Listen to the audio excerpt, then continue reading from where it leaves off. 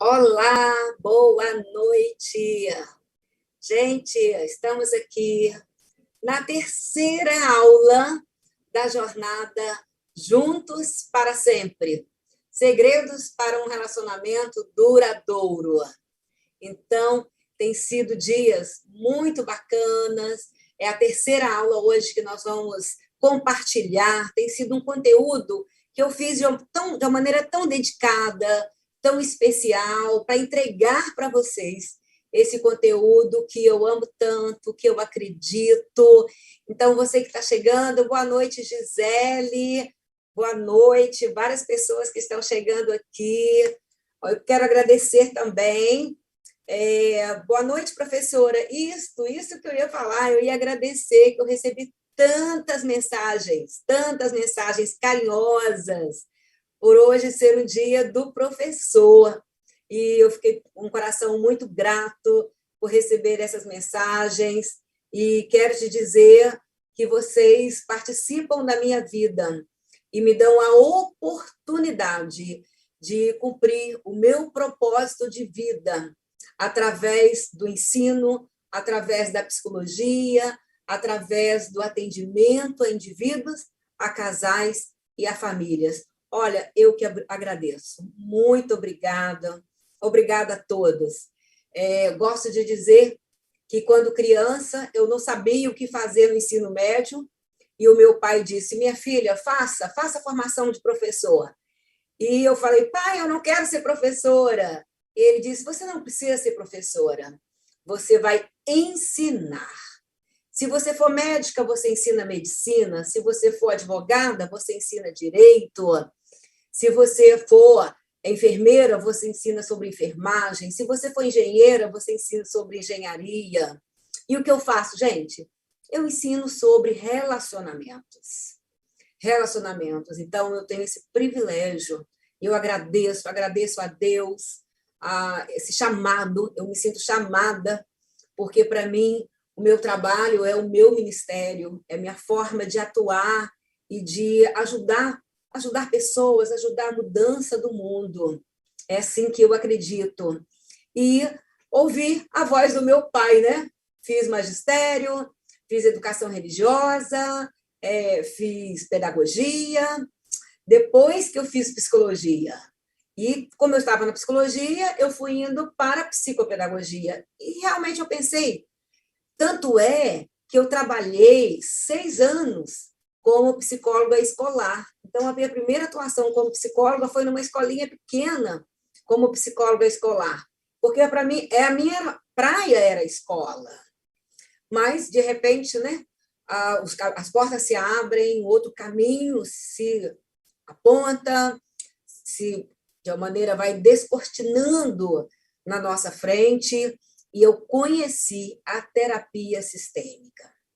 Quando eu conheci a terapia sistêmica, então, para mim, acabou. É isto, gente. Quem está aqui? Quem aqui? Vamos nos conhecer um pouquinho. Quem aqui é da terapia sistêmica? Quem conhece a terapia sistêmica, quem estuda a terapia sistêmica, quem trabalha com a terapia sistêmica familiar, é só levantar uma mãozinha ou dizer: eu quero saber, conhecer um pouquinho, né, de vocês que estão aqui compartilhando comigo esse conteúdo. Quem aqui é da terapia sistêmica?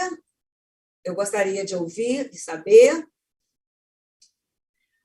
Sim, a Márcia Martins está dizendo aqui, eu sou. A Lília Agra, hoje a gente esteve juntas, né, na aula. A Tedna Barros também, a psicóloga Tedna Barros também, ela está dizendo eu. A terapeuta Marilândia Lemos está dizendo eu, quero ouvir, quero saber. A Cina Dias, né, estudante aqui do curso da Logos. Então, Lúcia Inês, gente, muitas pessoas que estão aqui, que é da terapia sistêmica, que também vai compactuar, né? Eu acho que você vai concordar comigo.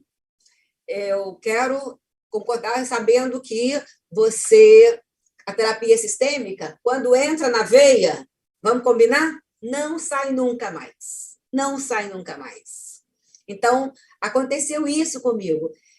Lília, a Lília falando, aula maravilhosa que tivemos hoje pela manhã, realmente, foi muito especial, e tantas pessoas aqui, Margarete Sabatino, Selma Tenório, uma psicóloga, né, que está aqui caminhando, trilhando, Luci Pimenta, André Ferreira, Elaine Barbosa, muitas pessoas, várias pessoas que passaram aqui e já fizeram aula na Logos, já estudaram conosco, já vieram de outros institutos, mas que acreditam na poder da atuação da terapia sistêmica. E a Gisele colocou assim, nunca mais. É com você dando aula, então? Sim. Vamos juntas, Gisele. Vamos juntos, participando, né, com alegria, tudo isso que temos vivido. A Selma Tenório falou, verdade, entra na veia e fica para sempre. Marleide está dizendo, eu também sou. A Esperança, também, lá, que eu a conheci através de uma programação muito linda da Dalva Luz, também é uma colega terapeuta sistêmica, vem do direito. Então, é isso. É uma alegria muito grande participar com vocês, estar junto com vocês, estar aqui fazendo esta jornada. Então, olha só, nós já conversamos ontem na aula nós falamos o certo e o errado de um casamento, porque não tem casamento só certo. Todos nós, humanamente, acertamos e erramos. O mais importante é virar um terceiro, e olhar na mesma direção. Esse é o que realmente faz dar certo.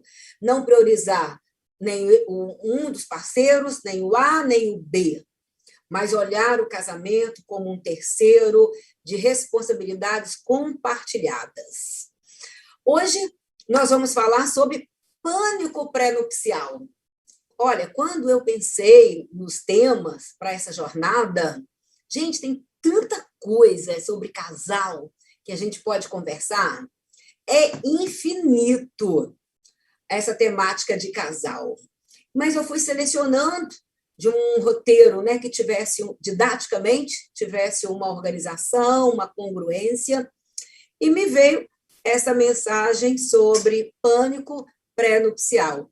E o que eu quero conversar com vocês hoje é que pânico pré-nupcial, o pânico nupcial, não é só para quem vai casar. Tem muitas pessoas que nunca casaram e tem pânico nupcial. Tem pessoas que já casaram uma, duas, até mais vezes e tem pânico nupcial. A Fabiana Mendes está dizendo, eita, atendendo um casal assim, em pânico. Então, Fabiana, fique comigo até o final, porque nós vamos encontrar uma solução. Vamos fazer uma troca, né?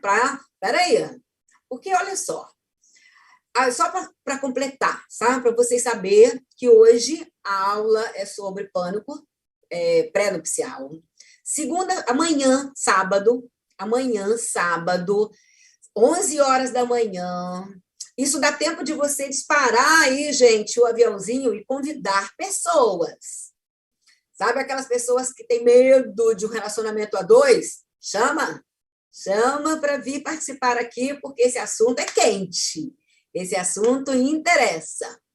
Amanhã, 11 horas, nós vamos conversar sobre decidindo a lista de casamento.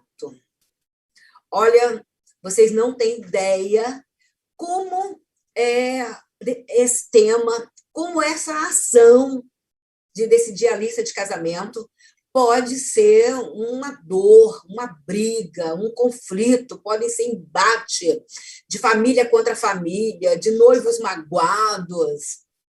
E o casamento, que é na expectativa de ser um relacionamento agradável, acaba sendo um grande desastre na lista de convidados, hein? Na lista de convidados. E nós vamos compartilhar um exercício bem bacana. Amanhã a aula será às 11 horas da manhã. Então, quem vai, quem chamar, quem não chamar, é isso mesmo, Michele Vieira. Tem uma série de fatores, né?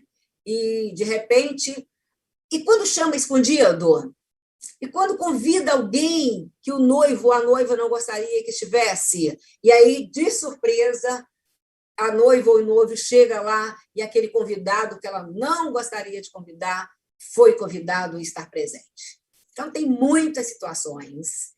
E você vai receber um programa, sabe, um exercício que ajuda a fazer a lista de convidados. Muito legal, muito bacana. De alguma forma que você, né, vai perceber que existe uma estratégia para te ajudar a fazer a lista de convidados. A Antônia Solange diz assim: boa noite, parabéns pelo seu dia, professora. Sou recém-formada e desejo seguir nessa abordagem.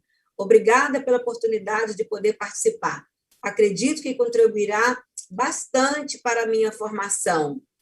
Que bom, Antônia, que bom, bem-vinda sempre, Antônia. Bem-vindo, que legal ler isso, muito agradável. Na segunda-feira, meio-dia, olha, dia 18, segunda-feira, meio-dia. Esse é um dos temas que eu já escrevi livro sobre ele. Pega para mim um livro aqui. Já escrevi livro sobre ele, livro chamado Amor Perfeito.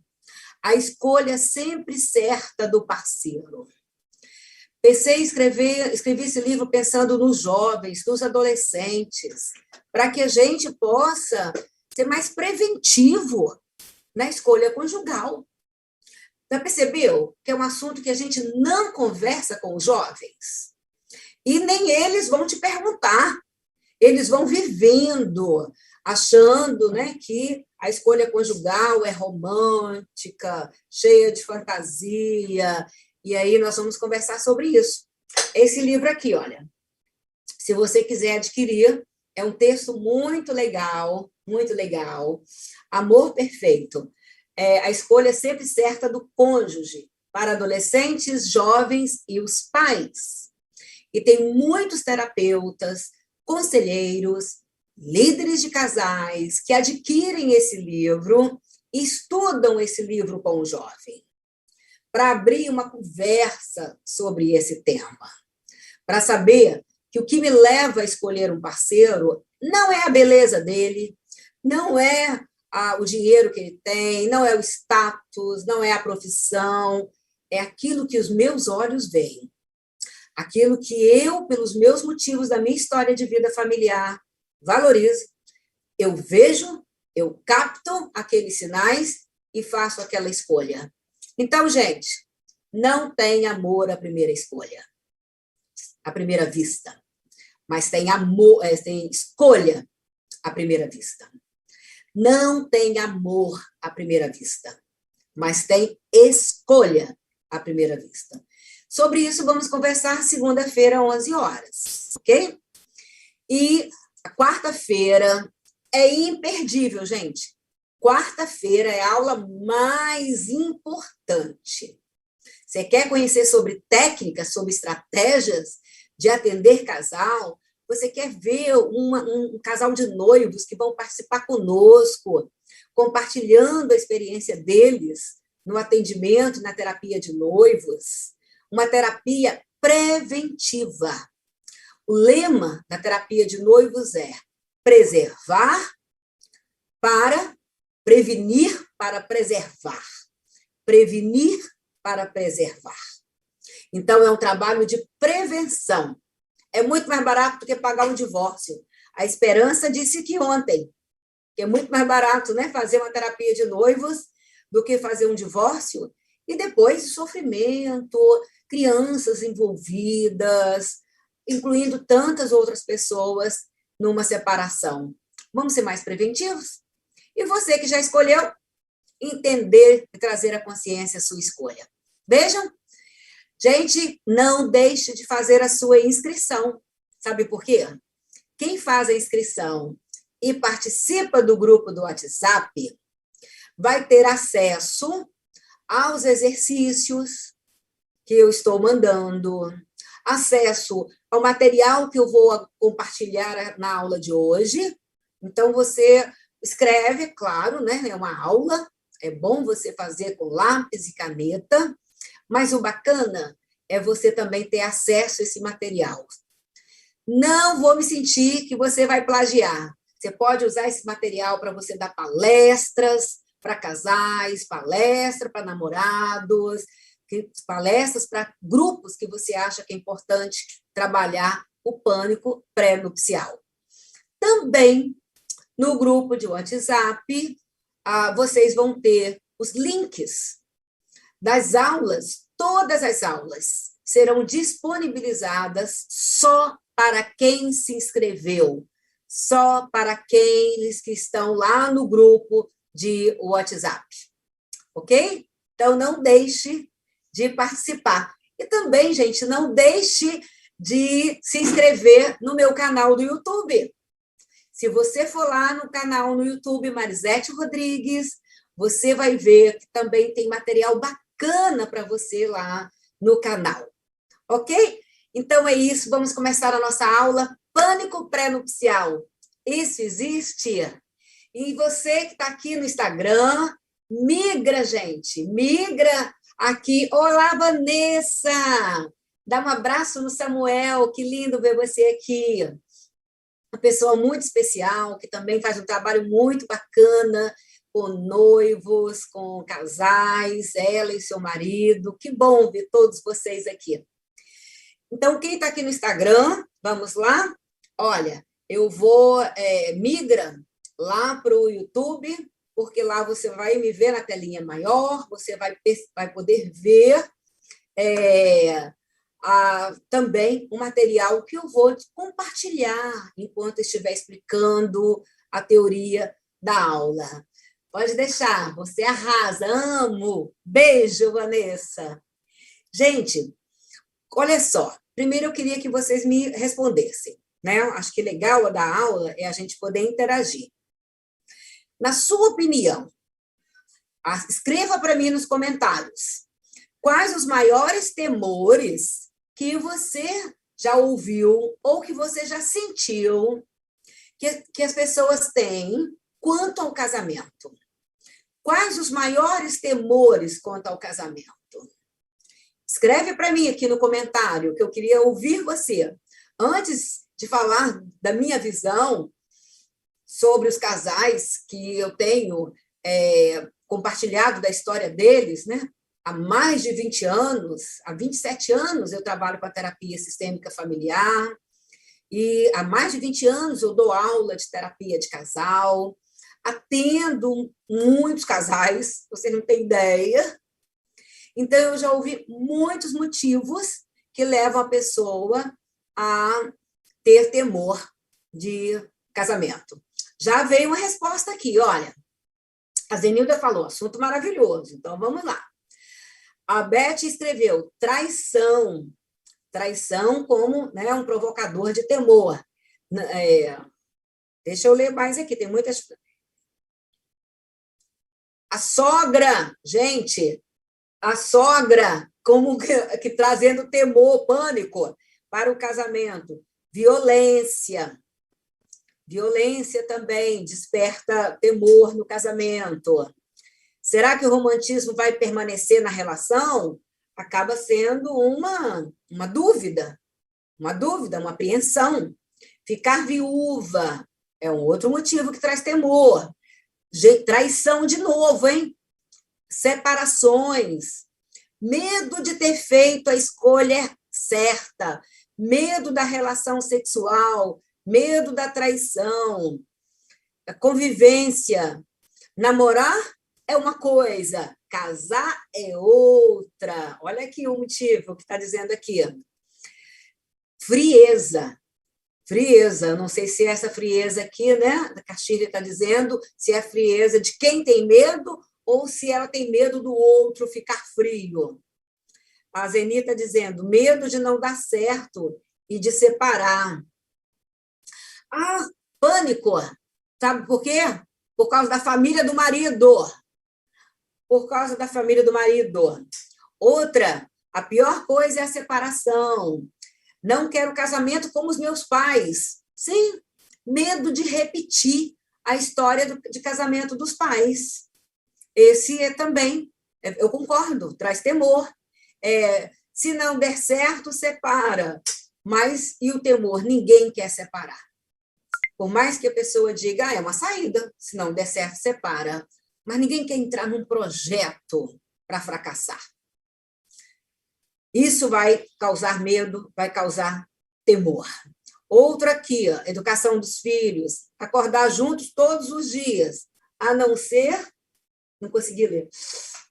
Não consegui ler aqui embaixo, que a Zenilda está dizendo.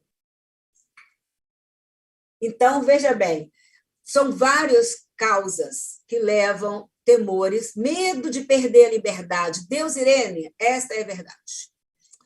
Então, eu vou compartilhar com vocês agora, aqui na tela, uma listinha que eu fiz daquilo que os casais que eu atendo, né? Quais os maiores temores quanto ao casamento. Eu listei 4, mas coloquei reticências depois, porque aí você vai completar daquilo que de muitos já foram falados aqui. 1, o medo de dar errado, né? Medo de dar errado, esse é um item da minha lista, do que eu coloquei no meu slide. 2, medo de escolher errado. Uma coisa é o medo do relacionamento dar errado. O 2 é o medo de escolher um parceiro errado. Por isso que muitas pessoas ficam fazendo testes. Vai testando o parceiro, vai testando com um checklist de itens para ver se ele vai ser aprovado, porque ela tem medo de escolher errado. Medo de repetir o casamento dos pais. Né? Nós já falamos, esse é o medo de repetir o casamento dos pais. E 4, medo de que o outro mude. Já viu isso? Quando a pessoa, né, coloca assim, eu casei, meu parceiro era de uma forma, depois ele mudou. Então, eu nem quero me casar de novo, porque eu tenho medo de casar e depois a pessoa muda. E muitos outros temas, causas, né, poderiam justificar o medo. Mas nenhum medo é à toa. Todo medo tem uma causa. Todo medo tem uma causa. Sabe por quê? O medo, ele vem para nos proteger. Os animais, eles têm um instinto de proteção. Quando eles percebem o perigo, quando eles percebem o risco, eles têm um instinto de proteção, de preservação. Nós, seres humanos, também temos. Só que, quando o medo ultrapassa a possibilidade de proteção, porque o medo natural, o medo que protege, ele nos dá uma ansiedade, um frio na barriga, que nos levam a fugir para se proteger ou enfrentar a situação. Mas o medo patológico, e é dele que eu quero falar aqui agora, ele paralisa. É o medo que paralisa. A pessoa não consegue nem fugir do casamento, nem consegue entrar e viver no casamento. Percebe o que nós vamos falar agora? Não é o medo saudável que protege, é o medo que paralisa. E nós vamos falar, então, sobre o que causa o pânico pré-nupcial. Quais são os motivos que influenciam, causando o pânico pré-nupcial?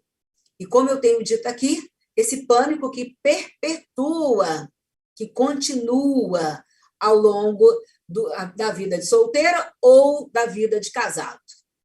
Tem muita gente que está casado e com muito medo, tá? Então, vamos lá? A primeira causa, na minha visão, do pânico pré-nupcial é o temor de perder a individualidade.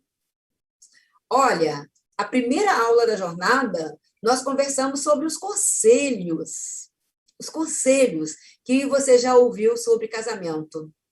E a gente chegou à conclusão que os conselhos, na sua maioria, são conselhos negativos, são conselhos que vão desestimular a vida de casado. São conselhos que estão lembrando, olha, você vai ficar numa prisão, agora você vai ter alguém para controlar, agora você vai ter a patroa que vai dizer para você o que fazer, o que não fazer. Você vai ter um marido que vai te cercear da sua individualidade. Curta tudo na vida de solteiro, porque depois do casamento acabou a individualidade. Infelizmente, essa fala, ela existe. E ela influencia as pessoas que ficam realmente com medo de perder a individualidade. Como se o casamento fosse o suicídio ou a morte do próprio eu, em que eu não mais viverei, em que eu não mais terei nenhuma vontade, nenhum desejo. Isso é engano, mas é uma causa do pânico pré-nupcial. O medo de perder a individualidade. Porque o casamento não é um lugar de perder a individualidade, mas isso é ensinado por gerações e muitas pessoas acreditam, ok? Então, a primeira causa. Outra causa, e aí tivemos pessoas aqui que colocaram sobre essa causa que eu vou dizer, sabe? Outra causa, a esperança está dizendo assim, esse pânico é mais dos homens. É verdade, porque os homens, as mulheres nasceram e foram ensinadas muito para cuidar. Nós, mulheres, já temos o corpo para multiplicar através da gestação. Né? Nós, mulheres, já vemos preparada para amamentar, que é uma doação. Vamos combinar? Né? Você está ali se dedicando na amamentação, é uma doação, em todos os sentidos. Doação do nutriente, doação de afeto, doação de tempo.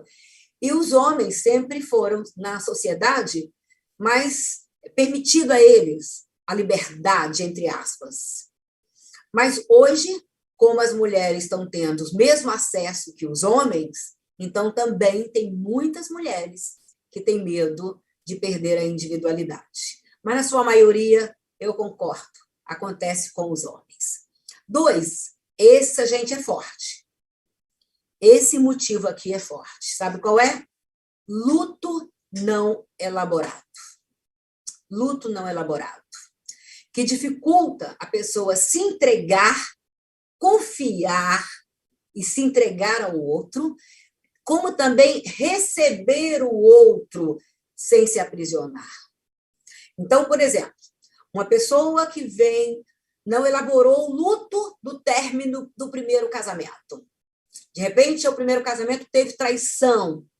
Então, ela já vem com aquele fantasma, com medo de se entregar e de ser boba de novo, ser bobo de novo, e perder e sofrer tudo outra vez. Então, ela fica com o pé atrás. É uma causa do pânico. Eu quero viver um casamento, mas eu não quero sofrer o que eu sofri, como foi a primeira experiência. Porque o luto não foi elaborado. O divórcio emocional do término daquele casamento anterior não foi elaborado. Sabe que, principalmente, gente, olha isso, anota isso para você não esquecer. Principalmente nas crianças que têm perdas precoces. Qualquer perda na criança é precoce. Né? A gente não espera que uma criança venha perder um pai, venha perder uma mãe. Mas, de repente, né, um avô que já é idoso, qualquer tipo de perda que a criança tem. Fica um registro mental, fica um registro neural, em que perder é perigoso, perder é sofrido. Então, ela vai se proteger, não se entregando com medo de perder. Isto de maneira inconsciente. A pessoa não tem essa consciência. E quando consegue um parceiro, ela agarra aquele parceiro, se fusiona nele, com medo dele ir embora, como a perda, como o outro foi. Então, não tem essa tranquilidade. É uma relação vivida com muito, muito pânico. Tá? Outra causa do pânico, olha, essa aqui, algumas pessoas vão acreditar, outras vão gostar de saber, mas tem algumas que não vão gostar de saber. Sim, um amigo, Gilmar, dizendo, luto, situação difícil mesmo, querendo não se consegue ir em frente, porque medo de perder de novo, de sofrer tudo outra vez. Olha só, gente, está escrito agora, questão do ciclo vital. Opa, eu fiquei pensando, assim, qual é o nome menos técnico que eu poderia colocar para essa causa?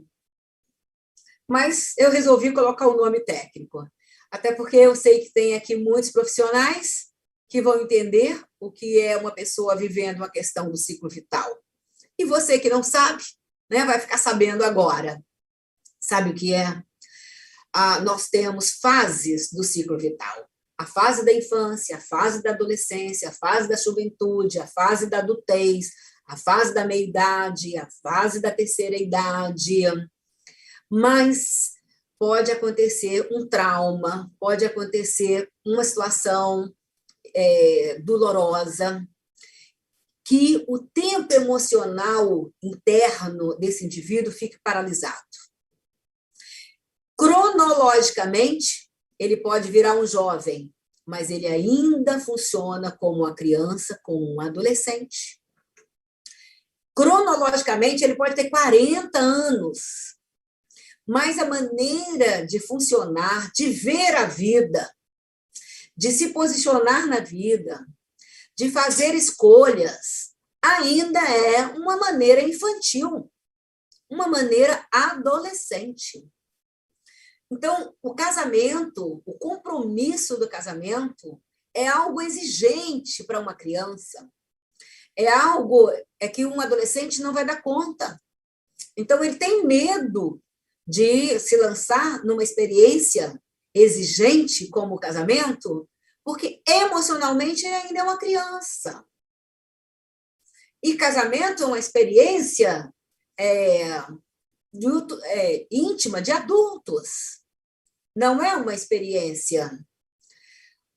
Quem estiver aqui no Instagram me perguntando pelo YouTube, faça a sua inscrição na bio do Instagram e venha correndo, que eu estou assim, aqui no YouTube, aguardando por você. Voltando aqui, gente, fechei o parênteses para falar com uma pessoa que está querendo vir ao vivo, não está conseguindo, para terminar o meu raciocínio. Você concorda? Deixa eu ver aqui. Será? A Deusirene colocou assim, questão de ciclo vital, congelamento do tempo emocional. Sim, isso aí. Então, isso não é consciente, porque, de repente, a pessoa está paralisada emocionalmente na infância, paralisada emocionalmente na adolescência, e o que acontece com essa pessoa? Ela vai ter atitudes adolescentes, e ela tem o pânico de se lançar a um relacionamento e uma exigência que é adulto. E aí, outro item que eu quero, então, colocar como último causa do pânico pré-nupcial ou pânico nupcial. Sabe qual é? As questões com a família de origem. Pendências com a família de origem. Quem é família de origem? A sua família de origem é a família que seu pai e a sua mãe construiu. A sua família de origem é a família onde você nasceu. Então, é seu pai, a sua mãe, seus irmãos e você. Esta é a sua família de origem. E quando eu digo que pendências com a família de origem, tanto pode ser a sensação de ser responsável pela família, de ter a missão de cuidar dos pais, de salvar os pais. Gente, olha só, certa vez eu ouvi um autor, né, um palestrante, dizendo o seguinte: todo mundo é casado com alguém ou com alguma coisa. Opa, opa, olha aí. De repente, essa pessoa não vai casar com o rapaz que chegou, com o noivo, porque emocionalmente está casado em cuidar dos pais, em cuidar dos irmãos, em cuidar da família de origem. E isso é uma causa de pânico pré-nupcial. Já escolhe alguém que não ameaça levar embora para manter a ligação com a família de origem. E aqui, se eu olhar minha mãe, eu nunca saio da barra da saia dela. É isso mesmo, gente. Porque nossos pais, né, eles acham que não nos liberam, acham que a gente vai romper, que a gente vai desistir da família. Não tem essa de desistência. Mas, fatalmente, essa mãe deve ter tido muitas perdas e aí ela quer segurar os filhos. E aí esse filho fica adulto, mas ele não está liberado para casar. E aí vem o pânico. Ou quando tem pendências de mágoas. Quando a pessoa tem tanta mágoa com a família de origem que ela vive um desassossego. Ela não tem tranquilidade para se despedir dos pais e se comprometer em um relacionamento. Então, esses são os motivos de pânico pré-nupcial. O que vocês acham? Deixa eu ler aqui o que estão colocando, né? Até hoje tem que estar dando satisfação de tudo que eu faço. Não retroalimente. Porque se tem, né, todo relacionamento, seja casal é 50-50, seja relacionamento pais e filhos também. De repente, a mãe pode ser controladora, mas você conta tudo para ela. O controlador, gente, ele tem a pessoa na mão, porque ele sabe de todas as informações. Se o filho for um adulto, não é tudo que tem que contar para os pais. Até para preservar os pais idosos de preocupações. Não é tudo. Não é desonrar os pais. É dar fronteira. É dar fronteira com respeito, com honra, com carinho, mas se emancipando dos pais. A Selma Tenório não foi liberado para viver a vida. Dificilmente. Não é fácil os pais liberarem os filhos. Mas os filhos precisam nascer.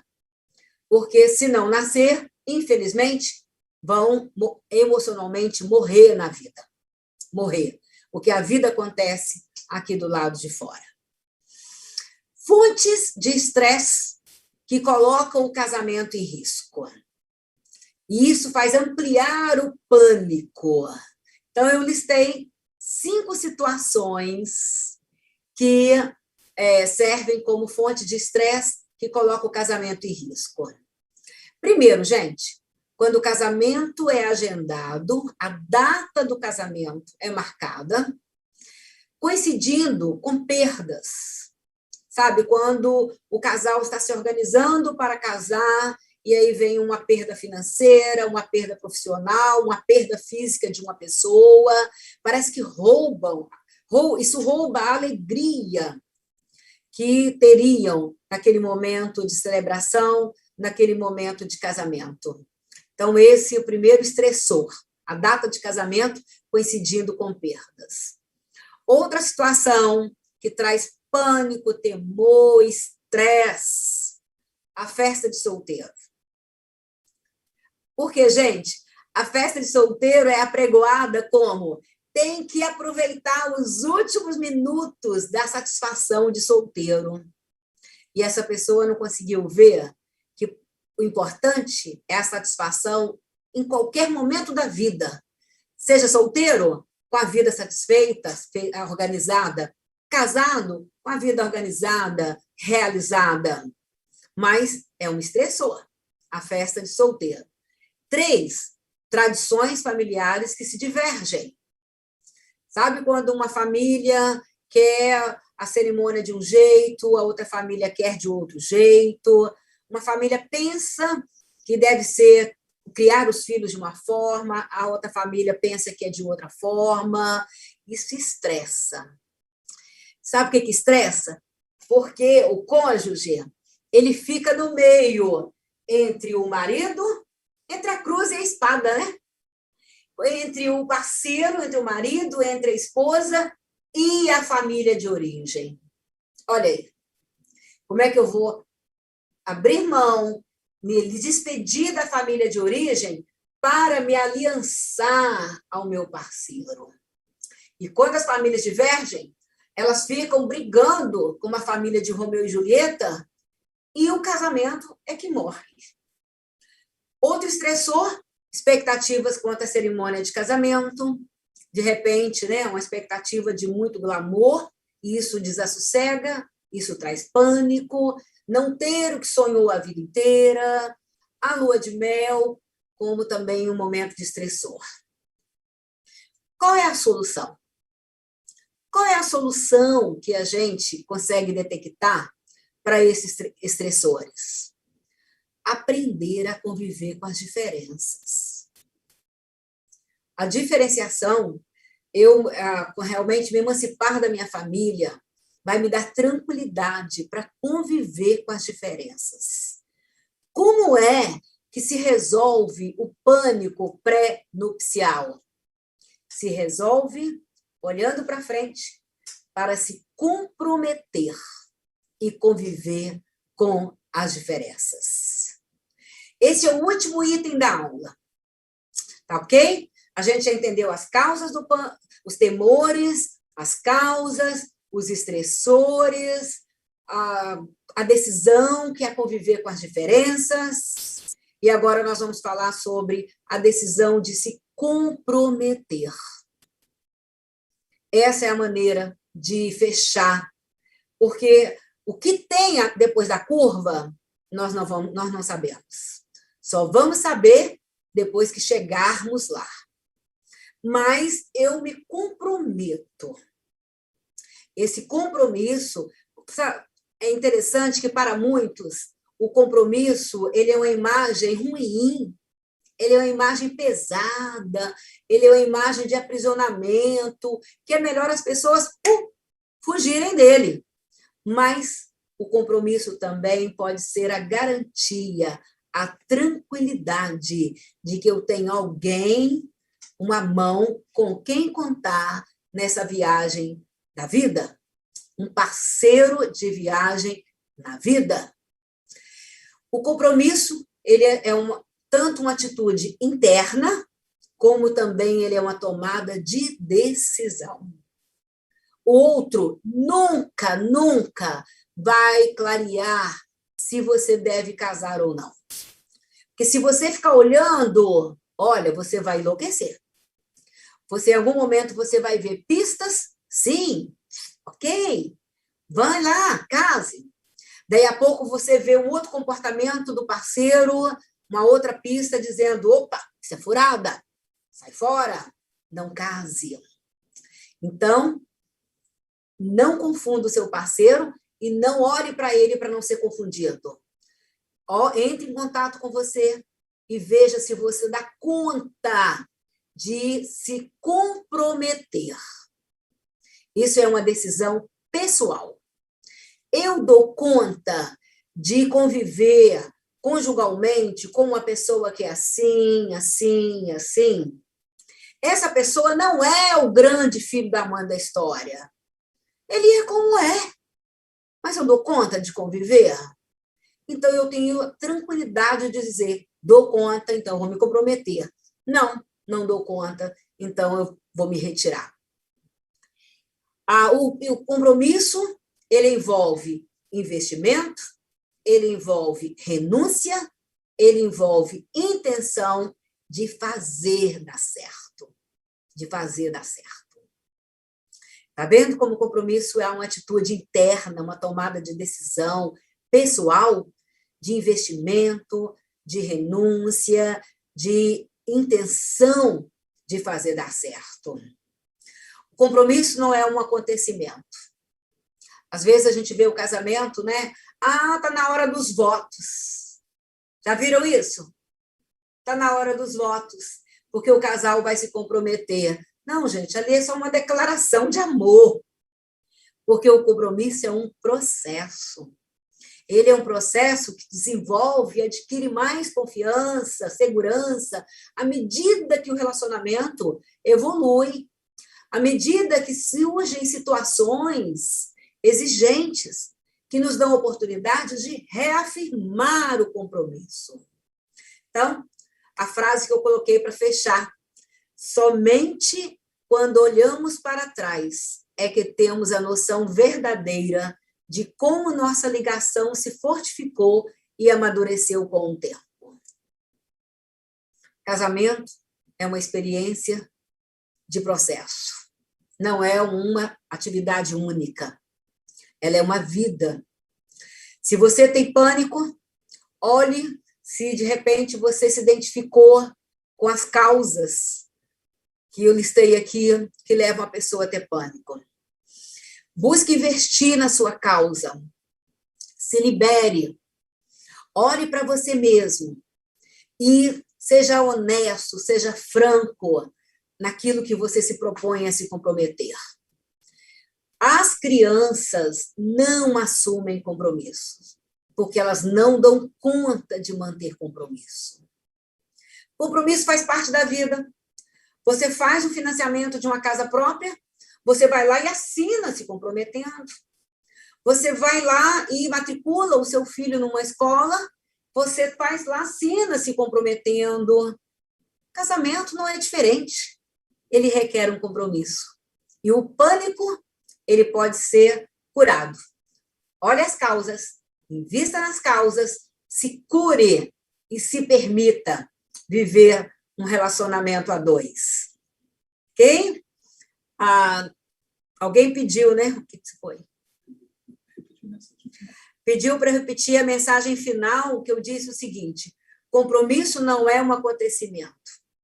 É um processo que se desenvolve e adquire maior segurança à medida que o relacionamento saudável evolui. Somente quando olhamos para trás é que temos noção verdadeira de como nossa ligação se fortificou e amadureceu com o tempo. Viva cada dia com a intenção do amanhã. Tire lições do que já viveu. Não fique relembrando as histórias ruins. Tire lições das histórias que você já viveu. Mas reafirme hoje a intenção para o amanhã. Amanhã você reafirma a intenção de depois de amanhã. E depois, e depois, e depois. E aí você vai olhar para trás e vai olhar: eu fiz o meu melhor, a minha parte. Me liberei do meu pânico, me entreguei, me dei a oportunidade de viver a experiência. E com certeza o outro vai corresponder. Se o outro não puder se comprometer, ele vai te liberar, porque não existe casamento de um só. Eu preciso de dois para ter um casamento.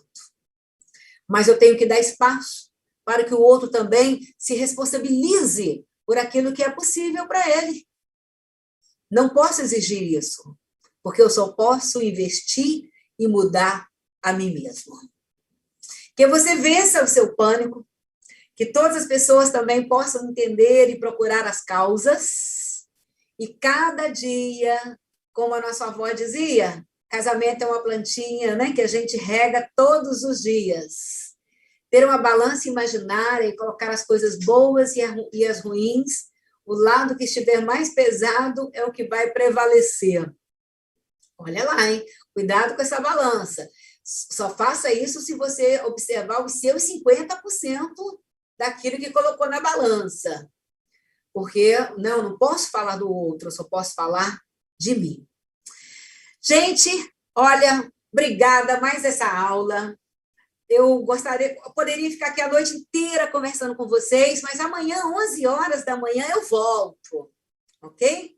Amanhã, 11 horas da manhã, eu volto e vamos falar sobre a difícil tarefa da lista de convidados. Chame outras pessoas, chame namorados, noivos que você conhece para participar da aula de amanhã, porque com certeza vai ajudar esse casal. Chame outras pessoas que já estão casadas para ver como é importante a convivência com os amigos, com aqueles que convivem em torno do nosso casamento. E você, que é coach, psicanalista, terapeuta, conselheiro, líder de casais, continue comigo, porque amanhã você vai receber no grupo de WhatsApp outro exercício bem bacana, ok? Um abraço para todos e até amanhã, gente. E obrigada, muito obrigada pelas palavras de carinho, né, hoje do Dia do Professor. Beijo, beijo, beijo. Até amanhã.